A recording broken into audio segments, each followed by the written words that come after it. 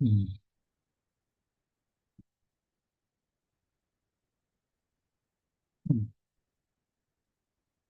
Hmm.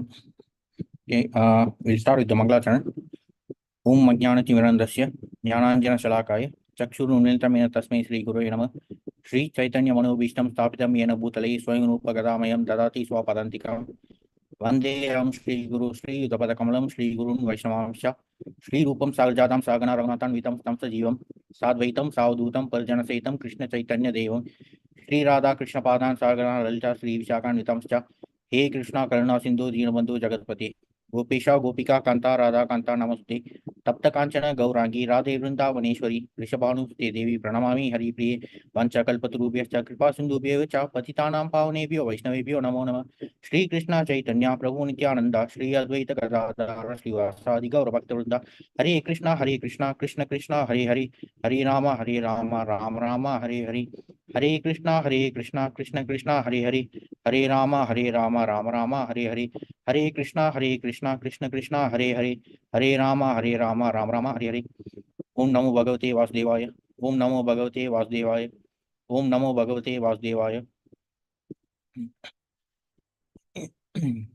Hare Krishna. Thank you for joining today's session.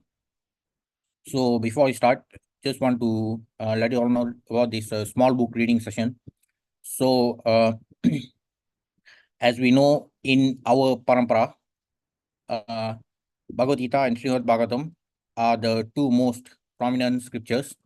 Of course, Chaitanya Charitamrita is like beyond that, meant for advanced studies. But what is also unique about uh, ISKCON is that even these small books, they are also Srila Prabhupada's special mercy on us, because even when I've been for book distribution, so a lot of people, they tend to complain that whenever they study the Gita, like verse by verse, they often say that they do not understand much. So of course it cannot be understood in just one reading, but still in the Bhagavad Gita as it is, the unique feature of Bhagavad Gita as it is compared to all other editions in the market is that in Bhagavad Gita as it is, not just Prabhupada has written so many uh, uh, elaborate purports for each verse. He has even given the entire summary of the Bhagavad Gita in the introduction section itself. The intro section is about 30 pages. So even for those who do not understand, when they study verse by verse, they can easily get a very good overview when they study the intro section. So after completing the intro section, slowly, of course, even the intro section, they may not be able to understand everything at one go. So uh, it might take several rounds of reading, but it is worth it, because if Krishna was merciful enough to give the essence of all the Upanishads in the Bhagavad Gita, Srila Prabhupada has been even more merciful by giving the essence of the Gita itself in the introduction section, which is about 30 pages in length. Apart from that, there are also many small books written by Srila Prabhupada. Uh, so starting from today, we'll cover this book titled Beyond Birth and Death. There are also many other small books. And in all these books, Srila Prabhupada has actually given the perspective is like even more practical, because if we study the Bhagavad Gita and Srimad Bhagavatam, so it might seem like they might appear to be like too technical, but in these small books, Srila Prabhupada has actually made it easy for us to understand about the practical applications. Like in the book titled A Second Chance. So by and large, that book covers the episode of Ajamila from Srimad Bhagavatam. But at the same time, Srila Prabhupada has presented the book A Second Chance using the episode of Ajamila and he has also given valid arguments about the near-death experience and what actually happened when the Vishnu Dutas met with the Yamadutas, and he has made the theoretical stuff from the Bhagavatam to be even more easy to comprehend, so that they become even more easy to comprehend. So even these small books are also equally important in the sense that they help to further solidify our understanding of whatever we learn from the Gita and Bhagavatam. So most of the small books, they cover quite general topics, but some of the books, they cover very specific topics. Like there's also another small book titled The Perfection of Yoga. So in that book, it specifically focuses on chapter 6 of the Gita about the yoga system. But the conclusion is the same. Even in the Gita 6.47, Krishna says, Yoginam api sarvesham madgatenam tratmana shraddhavan bhajate yom same yuktatamo matra. So the conclusion of the chapter on Dhyana Yoga in Gita chapter 6 is titled Dhyana Yoga, but even in that chapter, the concluding verse number 47, in that verse, Krishna says that the Bhakti Yogi is the topmost yogi, though the title is actually Dhyana Yoga. So similarly, Srila Prabhupada has given all the practical applications of that chapter in the book called Perfection of Yoga, and he has given even more elaborate explanations. Even his Gita purports, they are also very elaborate, but he has even gone more in depth in the book titled Perfection of Yoga, and he focused specifically on chapter 6 of the Gita with a lot of practical examples. So even these small books, in addition to Srila Prabhupada's mercy upon us through his Bhaktivedanta purports for the Gita, Bhagavatam, and Chaitanya Charitamrita, even through these small books, he has actually even made it much more easier for those who complain that they cannot understand what is written in the Gita and Bhagavatam. So even these small books are equally important to further solidify our understanding, and they also make it easier for us to practically apply whatever we have learned. So today we'll start with chapter 1 from this book titled Beyond Birth and Death. So the title of chapter 1 is We Are Not This Body. So the chapter starts with this verse from chapter 2 of the Gita. Dehi nityam avadyoyam dehe sarvasya bharata tasmat sarvani bhutani natvam sochitam arhasi. O descendant of Bharata, he who dwells in the body is eternal and can never be slain. Therefore, you need not grieve for any creature. So this is the complete verse from the Gita. So actually, we can also see that in all the small books, Prabhupada gives more explanation, which are like his extended purports, and still he sticks to the conclusion, the main verdict of the Shastras. So even in the small books, we can find a lot of references to the original verses. And in Vedabase especially, there are links provided. When we study the small books, we can even look at the original verse. So in the purport to this verse, Prabhupada says, the Lord now concludes the chapter of instruction on the immutable spirit soul. Okay, here in the translation, it is stated, he who dwells in the body can never be slain.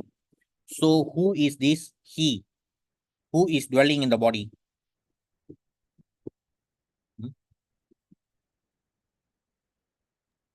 The soul. Yes, correct. So he who dwells in the body can never be slain. Therefore, you need not grieve for any living being. Purport: the Lord now concludes the chapter of instruction on the immutable spirit soul. So in chapter 2, as we know in chapter 1 of the Gita, it is more like a, in the beginning, there are descriptions about the scene at Kurukshetra, like towards the middle of the first chapter, then beginning from the middle of first chapter. So it is more like a monologue of Arjuna about how he was complaining that he cannot fight against his relatives. And we know that the Supreme Lord Krishna, he started to speak only in chapter 2 onwards, starting from chapter 2, verse number 2. And he does not start the discourse of Gita straight away. He actually started by admonishing Arjuna for his uncivilized behavior. He was admonishing Arjuna that he is not behaving like an Arya. So, in the beginning, even in the beginning of chapter 2, the discourse does not start straight away. It only starts after Arjuna surrenders to the Supreme Lord as a disciple. In chapter 2, verse number 7, Arjuna surrenders to the Supreme Lord. Karpanya dosho pada swabhava prichami tvam dharma sammurda cheta yachreshan nishitam bruhi tanme shishyasti ham shadi mam tvam prapannam. So he says that I'm surrendering as a disciple to you. I am confused about my duty. So please tell me what is best for me. So the discourse only starts after Arjuna surrenders as a disciple. So even from here, we can clearly see that the Supreme Lord never interferes in our freedom. He gives us full freedom to do as we wish. So we as conditioned souls, if at least now we are realizing that we are suffering in this Dukkalayam, so first of all, we must understand that this is solely due to our foolishness. We cannot blame God or anyone else.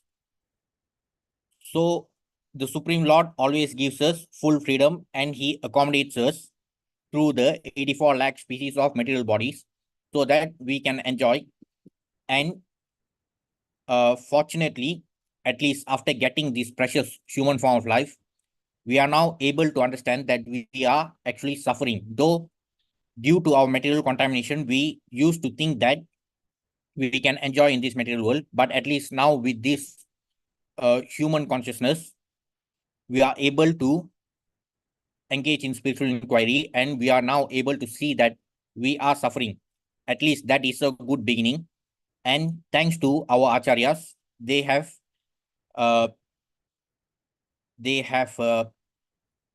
carried the entire teachings of the parampara, starting from Krishna himself, and they have given us clear instructions about what we should do to remedy our material disease. So, even in the case of Arjuna, the Supreme Lord did not start to deliver the teachings immediately. It was only after Arjuna himself requested that I'm surrendering as a disciple unto you. You tell me what is best for me. So only then the actual discourse starts. So the Supreme Lord starts with the first verse in 2.11. Sri Bhagavan Vacha, Asochan Anusocastom, Prajnavadam Savasya, Gatasum Agatasum Cha, Nanu Sochanti Panditaha. So that was the first verse spoken by the Supreme Lord, which marks the starting point of the delivery of the transcendental teachings of Gita. So in chapter 2 is actually regarded as an executive summary, which summarizes the entire Gita.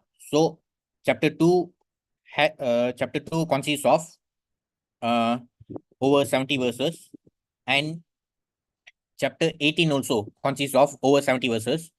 So they are very similar actually. It's just that chapter 2 is an executive summary of the entire Gita before going into the specific details. And chapter 18 again is another complete summary.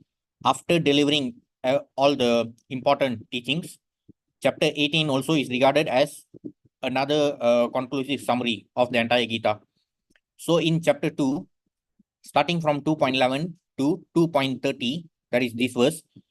So in these verses from 11 to 30, the Supreme Lord specifically focuses on distinguishing between the material body and soul. So all the verses spoken from 11 to 30, they focus specifically on this topic about the distinction between the material body and the spirit soul. So this verse number 30 is the conclusion of this subtopic of chapter 2. So the first subtopic in chapter 2 is regarding the distinction between material body and spirit soul. Then starting from 31 onwards, the Lord, after establishing the distinction between the material body and spirit soul, then the Lord continues to further explain regarding why Arjuna should still perform his duty. After providing the proper explanation, then the Lord continues to convince Arjuna that it is not wrong to kill the enemy because that is your dharma. So this is the concluding verse of the first subtopic in chapter 2 regarding the immutable spirit soul, because in these verses from 11 to 30, all the specific properties, we can clearly find the specific differences of the properties of the material body and soul. They are all explained in these verses. In describing the immortal soul in various ways, Lord Krishna establishes that the soul is immortal and the body is temporary. Therefore, Arjuna, as a Kshatriya, should not abandon his duty out of fear that his grandfather and teacher Bhishma and Drona will die in the battle. On the authority of Sri Krishna, one has to believe that there is a soul different from the material body, not that there is no such thing as soul, or that living symptoms develop at certain stage of material maturity resulting from the interaction of chemicals. Though the soul is immortal, violence is not encouraged, but at the time of war, it is not discouraged when there is actual need for it. That need must be justified in terms of the sanction of the Lord and not capriciously. So, even regarding this subject about the origin of life itself. So, when we talk about life, life exists only as long as the soul is present in the material body. Though the so-called modern scientists may say that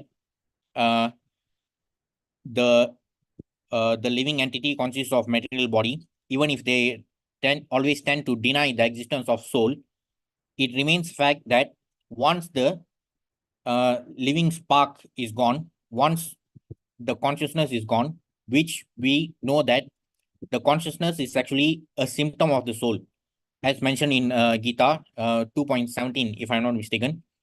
So even in relation to this topic, Srila Prabhupada has he did not actually write the book, but it is actually a compilation of his conversations during his morning walks. The book is titled Life Comes from Life. It was not actually written by Prabhupada, but it is a compilation of the recordings of his morning walk conversations. So it is a compilation of the conversations which happened over a period of roughly 2 weeks. So Prabhupada was being surrounded by many professionals, scientists, and medical doctors. They were all accompanying Prabhupada during the morning walks, and there were very lengthy discussions going on between Prabhupada and the modern scientists. So the book is titled Life Comes from Life. So in those conversations, Prabhupada gives very extremely thought-provoking arguments to prove that life comes from life, or he provides the proof for the existence of the soul by countering all the arguments of the modern scientists. So that was actually the first book which I read before, like that was my first, that is how I got acquainted to Krishna consciousness. I read the book after my PMR public exam. So during the school holidays in November, December. So I came across that book. So that was the first time I read a book by ISKCON. So that's how I got acquainted to Krishna consciousness. And coincidentally, my paternal grandfather passed away in 2001. So I read the book in December, and 6 months later, I saw the very first live death scene in my life. So coincidentally, all this happened within a span of 6 months. So at that time, I actually went back to reading the same book again, and I could clearly see that all the thought-provoking arguments of Srila Prabhupada were completely undeniable by this so-called modern science. And that's how I was completely convinced about Krishna consciousness. And also that was my Atato Brahma Jignasa moment, my Brahma Jignasa moment, the moment which provoked me for spiritual inquiry. So even regarding this topic about the existence of soul, Prabhupada has given very elaborate explanation in many of the small books, and this book titled Life Comes from Life is specifically a very important book in which it was not written by him, but it is a compilation of the morning walk conversations. So he has given a lot of convincing arguments about the existence of the soul, and the way he counters the arguments of the modern scientists, that was equally mind-blowing. So that's how I was convinced by so it was only due to Srila Prabhupada's books that I really got convinced about Krishna consciousness. So it provoked me to be engaged in spiritual inquiry. So regarding the existence of the soul, though the material scientists, the modern scientists may deny it, still they are not able to prove that they can create life from matter. So the moment the soul leaves the body, the material body is nothing but dead matter. So no matter how much they try, they can never revive a material body which is devoid of life, which is nothing but the soul. And it is also mentioned here that violence is not encouraged, but at the time of war, it is not discouraged when there is actual need for it. So even regarding this, many self-proclaimed intellectuals, they tend to claim that the Bhagavad Gita is a book which propagates violence. And even I'm not sure whether it was this year or last year, there was a former minister from the Congress party in India. He even went to the extent of saying that Lord Krishna taught jihad to Arjuna. So the Congress party in India, in their effort to impress their specific vote banks, they are so desperate nowadays that they tend to come up with such foolish remarks. So in the Gita, like starting from verse 31 onwards, the Supreme Lord talks about the importance of dharma especially for a Kshatriya. The Kshatriya Dharma, the word Kshatriya itself means, Shat means danger, Traya is to liberate or to release. So the function of a Kshatriya is to protect the people and to protect the people from danger. So that is the dharma of a Kshatriya. And Lord Krishna was convincing Arjuna to be engaged in fulfilling his dharma. And only a Kshatriya is allowed to be engaged in violence. So even in the modern context, though a lot of, self-proclaimed intellectuals, they tend to say that the Varnashrama Dharma is obsolete or regressive or patriarchal. They come up with all sorts of labels for which there is no basis at all. And though they may completely, they try to say that the Varnashrama Dharma is not suitable in the modern context, but it exists even now in all the countries. In all the countries, we have knowledge workers. In all the countries, we have the armed forces. We also have traders, and we also have the laborers. So the Varnas still exist even now in all the countries across the globe, though whether they like the concept of Varnashrama Dharma or not. So it is only okay for a Kshatriya to be engaged in violence. Even in the modern context, if a soldier kills the soldiers of an enemy nation, so they get a lot of Medal of Honor. So it is okay when they are engaged in their duty. If they kill as a matter of duty, then they will be rewarded. But if the same soldier kills someone due to a personal property dispute, for example, so nobody is going to honor the soldier. He'll be put in jail for sure. So that is the difference between what actually happened, what actually Lord Krishna told Arjuna, and what is being propagated by the anti-Hindu forces. So of course they have their agenda to satisfy their paymasters, but as long as we have the proper understanding, we don't have to bother about whatever they are saying. So Lord Krishna was only telling Arjuna to fulfill his dharma as a Kshatriya. And even the war happened, as we know, because all the other alternatives were already explored, and Duryodhana was not willing to agree for the peace deal.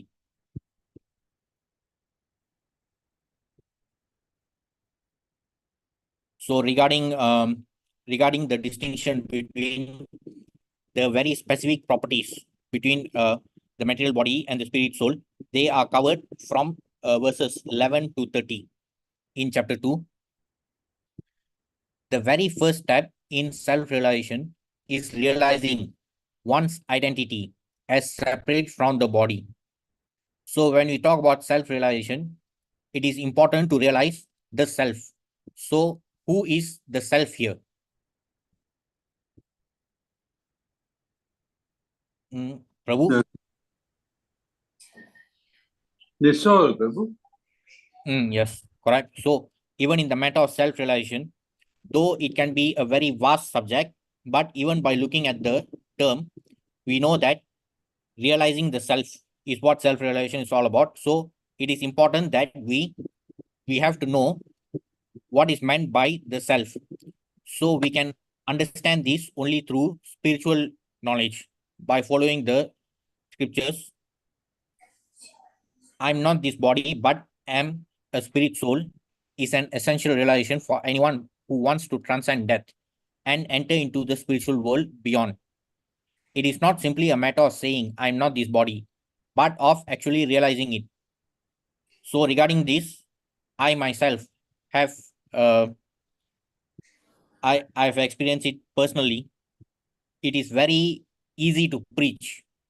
It's extremely easy to preach. My first preaching session was held on the 8th of January this year. But when the practical test came, even I was so attached to the material designation of the body.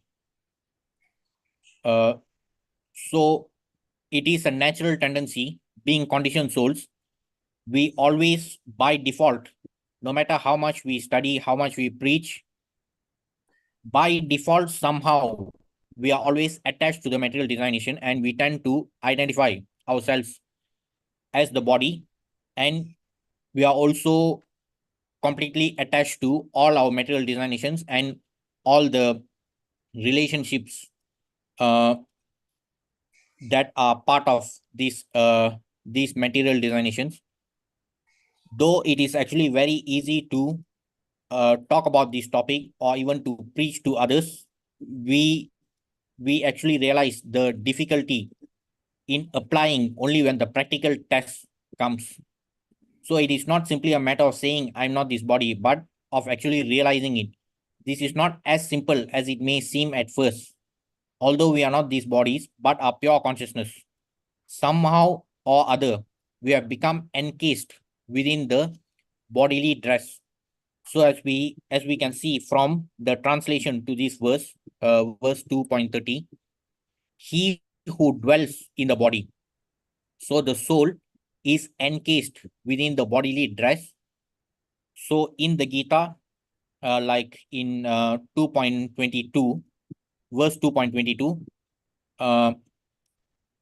it is explained using the analogy of changing the dress.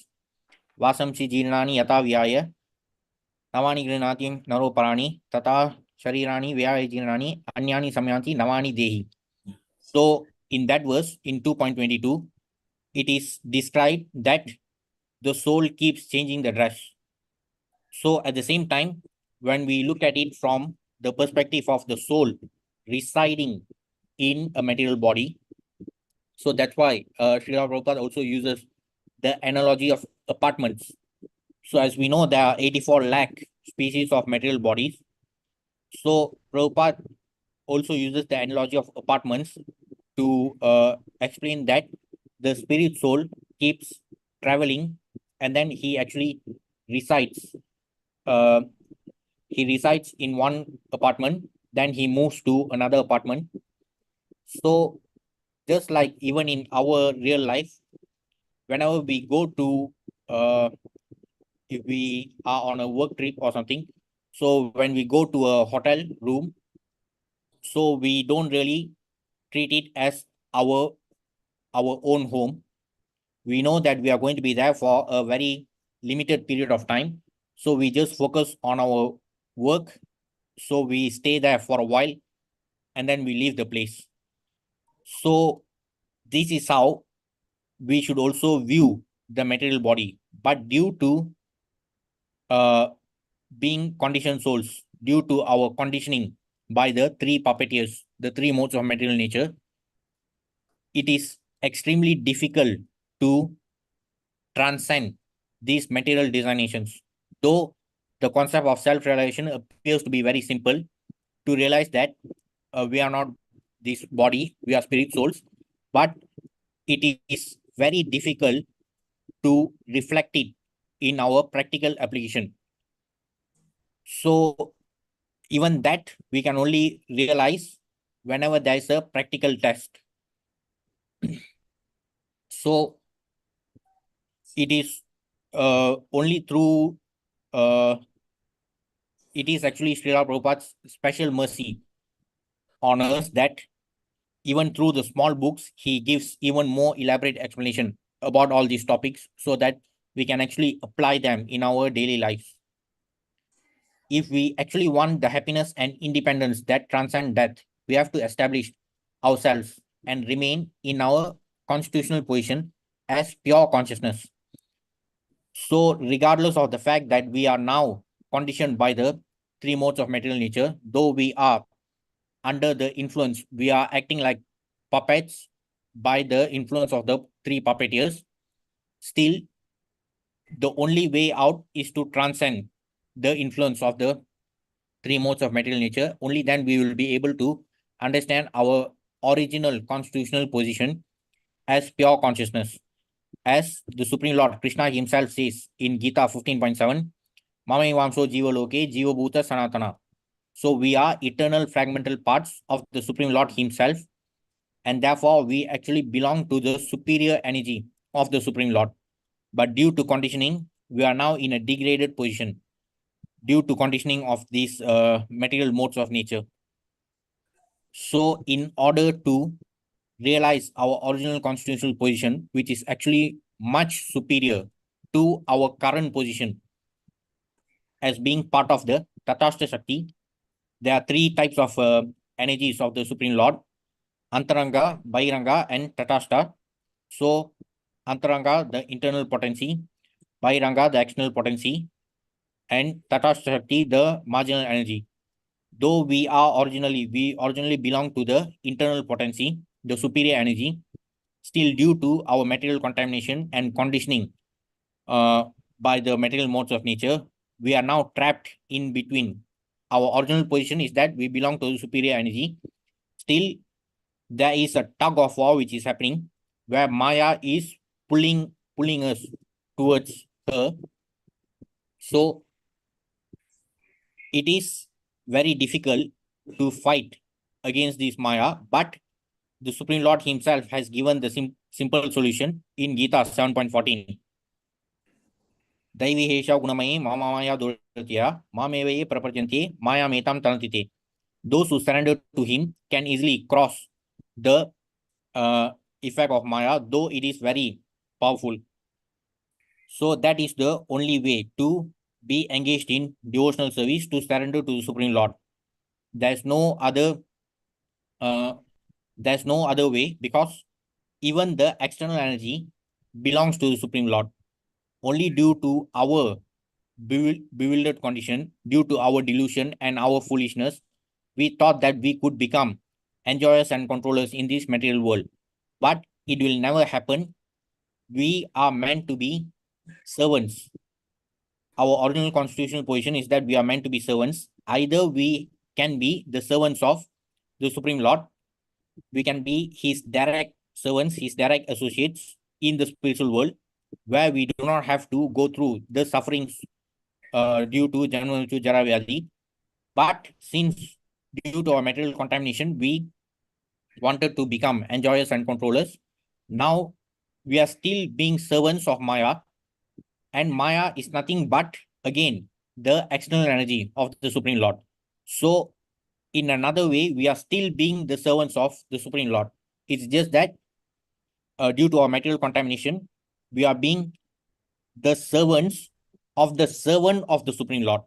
So Maya itself is subservient to the Supreme Lord.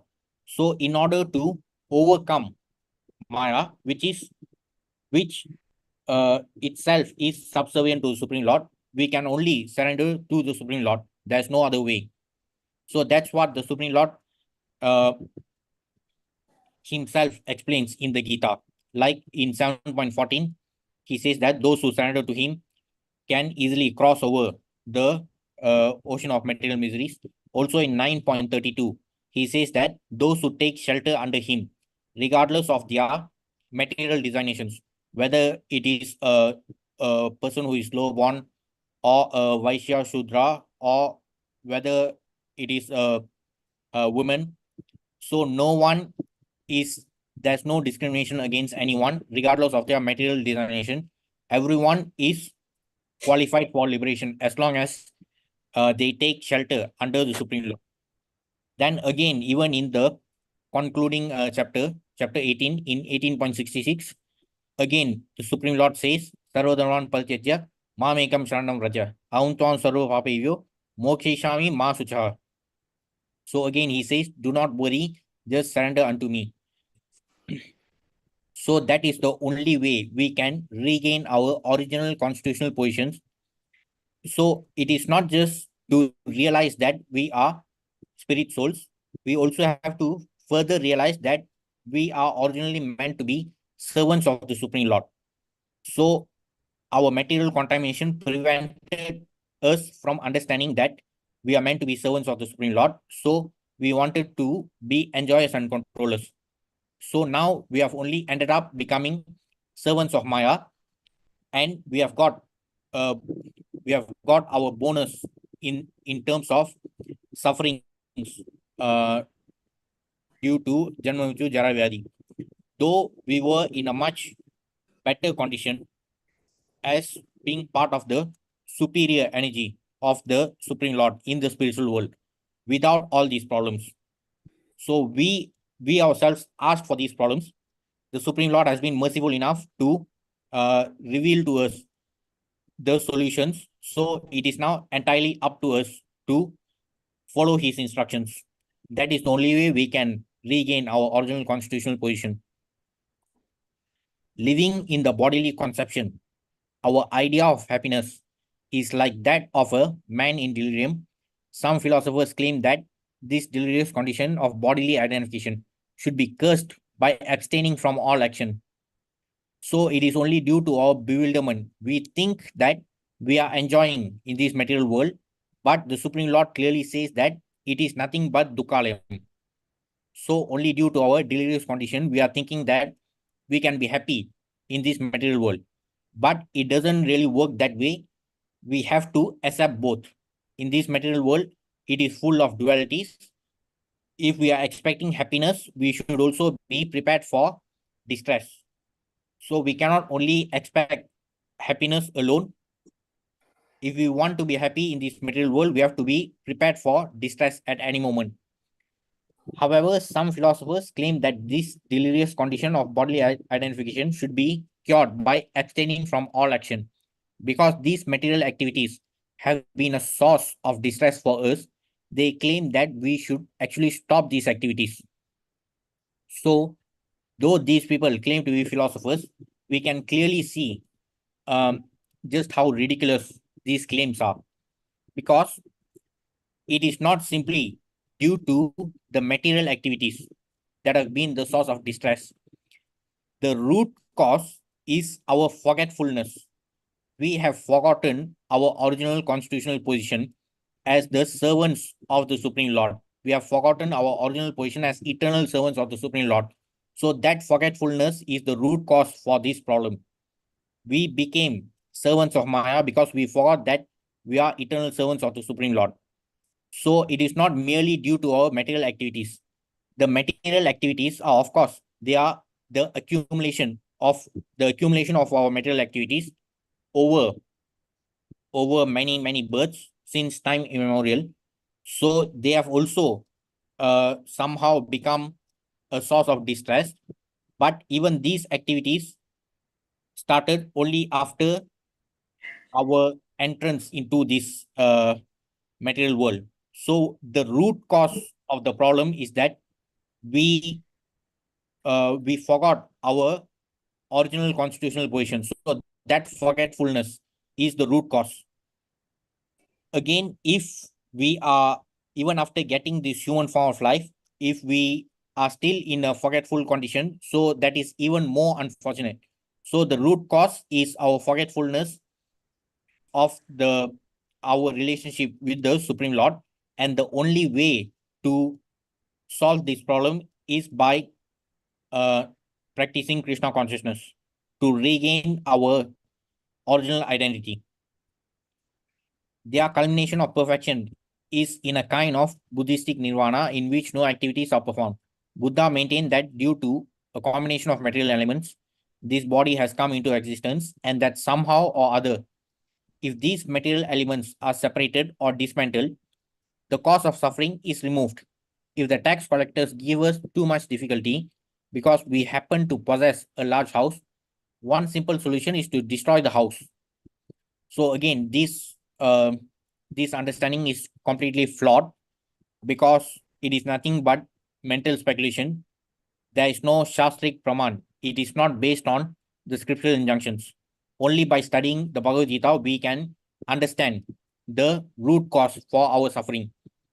So even the Supreme Lord says, as mentioned earlier in Gita 15.7, the Supreme Lord says, Mamaivamso Jivaloki Jivabhuta Sanatana Manashastan Indriyani Prakrishtani Karshati. Though the living entities are my eternal fragmental parts, they are suffering with the senses which include the mind. So what is the cause for the suffering? It is our forgetfulness. We forgot our original constitutional position as eternal servants of the Supreme Lord. And therefore, the Supreme Lord himself is very anxious to have us back in the spiritual world. And that's why he comes in the form of incarnations to the material world to reclaim all the conditioned souls who are surrendered to him. The Lord himself acknowledges in Gita 7.15 and 16 that not all surrender to him. He talks about the 4 types of people who do not surrender to him in 7.15. Then he talks about the types of people who surrender to him in 7.16. So, of even among those who surrender to him, the Lord specifically prefers the jnanis because they know the root cause for their suffering. With the Divya Chakshu or Jnana Chakshu, the spiritual vision, with the spiritual vision, people who are jnanis, they are able to see the root cause for their suffering.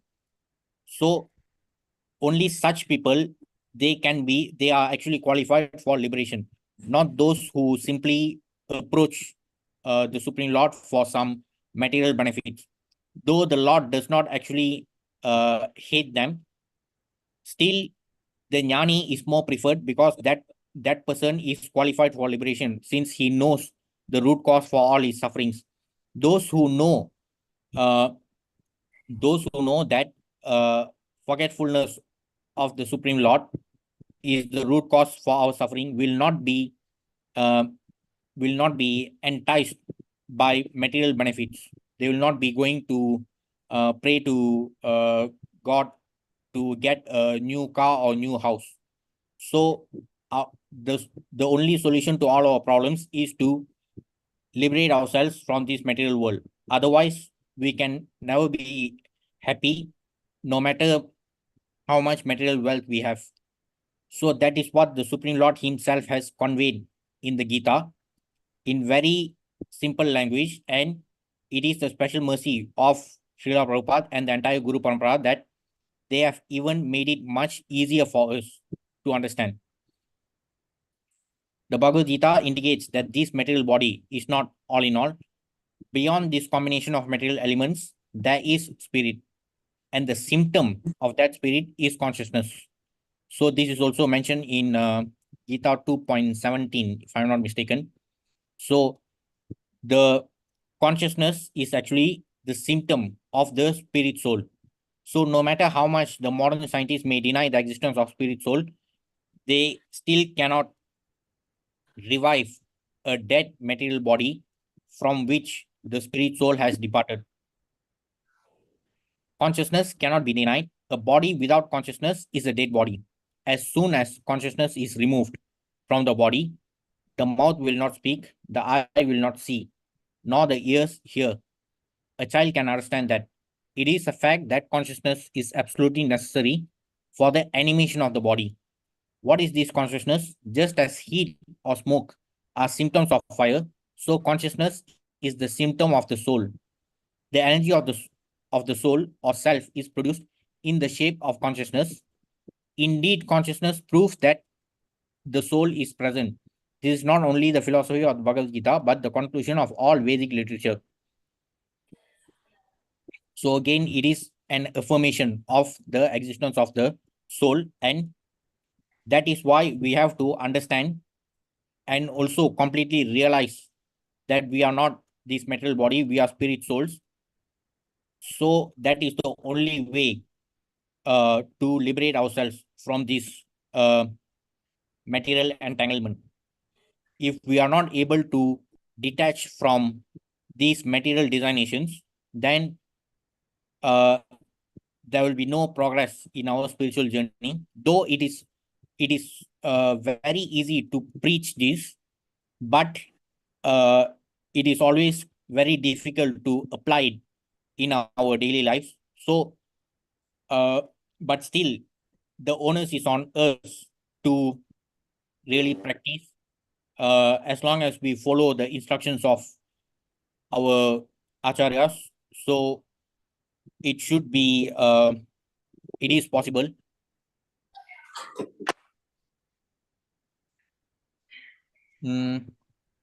So I guess we shall stop here for today.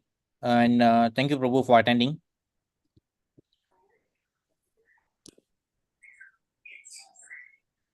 Okay, thank you. Hare Krishna.